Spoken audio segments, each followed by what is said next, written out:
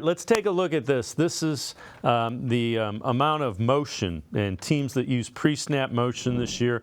You'll notice the top 6 are all considered quote-unquote high-powered offenses. Dolphins, almost 70% of the time.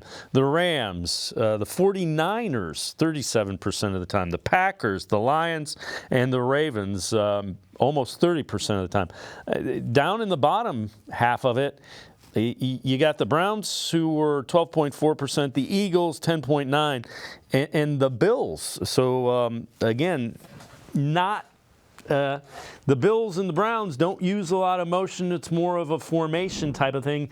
So that trend of pre-snap motion doesn't look like it's going to be terribly incorporated into the Browns' offense. No, and that's discouraging to me. That's something this team has to utilize more. They have to be able to use motion to identify, get themselves advantageous matchups, to isolate people, to get their speed guys already in motion. You look at what the Dolphins are doing, and just using that motion as just getting an extra step before the ball's even snapped. And to see they're only 1 point higher in Buffalo under Dorsey, that doesn't feel good. If you look at the upper part of that list, you're looking at teams that are 3-4 times more motion than the Browns were this past season. And you just see where the league's trending for the most explosive offenses. If you're talking about the Rams, the 49ers, the Lions, let alone the Dolphins, who are 68%.